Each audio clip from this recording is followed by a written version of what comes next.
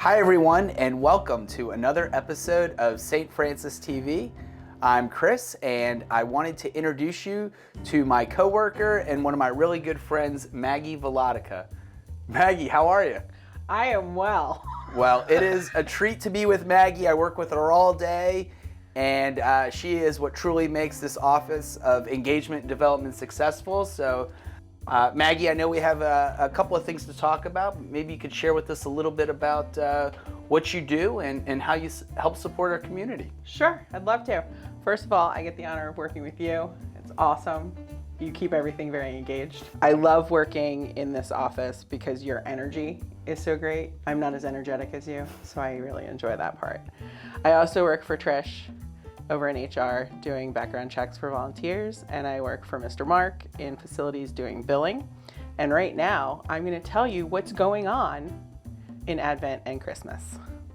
So let's start it off with the Advent trees. Good job, guys. As far as the Advent tree, all the gift tags have been taken, and now all the gifts are starting to come in, which means a lot of happy kids in need on Christmas Day. And although our reconciliation services are over at this particular church, the diocese has plenty of more opportunities for everyone to clean their conscience before we get into the new year. We have the Feast of the Immaculate Conception as well as Our Lady of Guadalupe.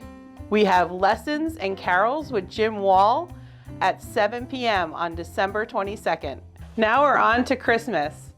Saturday, December 24th, Christmas Eve, we have 4 p.m. Mass in the church, and it is children focused.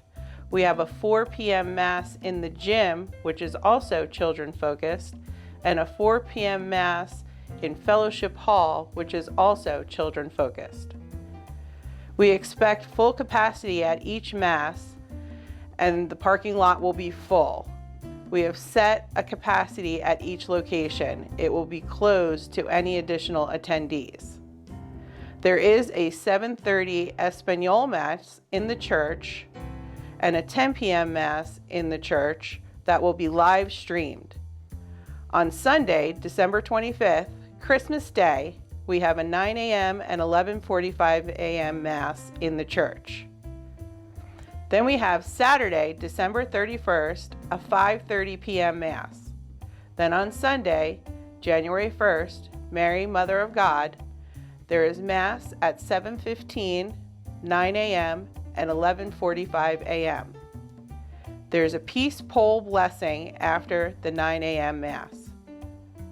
No 5:30 Mass on Sunday evening, January 1st. We hope you all have a blessed and peaceful holiday season and hope to see you in 2023. Thank you so much, Maggie, and thank you for all your outfits. What outfits? All the work you do.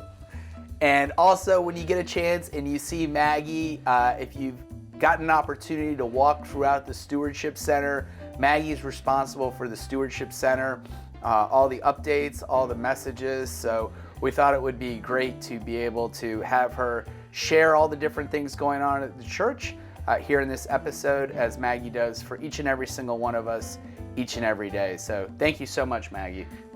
Thank you, Chris.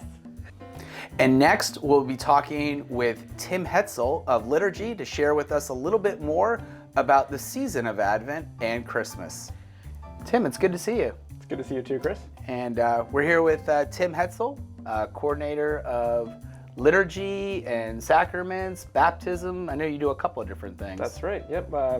Coordinate all the liturgical volunteers as well as marriage prep and baptism prep. Awesome. Well, we're really thankful for you. If you have any further questions about that, you can definitely reach out to Tim. But Tim, in the meantime, we had the opportunity to speak with Maggie a little bit about all the upcoming events that we have on the calendar, real busy time of the year. And just wanted to find out, Tim, if you had any Advent insights here for us. Oh, cool. Thanks for asking, Chris. Yeah, I think we sometimes get Lent and Advent confused because they're both purple seasons. And Lent is a penitential season, but Advent is not, and that is an important distinction. So this Advent is actually a season of anticipation. It's a season of joy. It's why anticipation is actually really exciting, right? It's why we like opening presents, even if we don't necessarily like the present that we get, or it's not as exciting. Or it's why unboxing videos are really sort of popular on things like YouTube. Anticipation is exciting. And this Advent, we're anticipating the birth of Christ, just like every Advent. And that's really cool. And I think it's a season where we can remember the joy of our faith, right? How exciting it is to anticipate, how exciting it is to think about and to understand the coming of Christ into the world as an infant. So that's one thing to think about during Advent, is that joyful anticipation of the season. Not that it's about penitence, but that it's about joy. So I think Advent is kind of like cleaning your house in expecting a guest. Something that we do during Thanksgiving, especially at Christmas.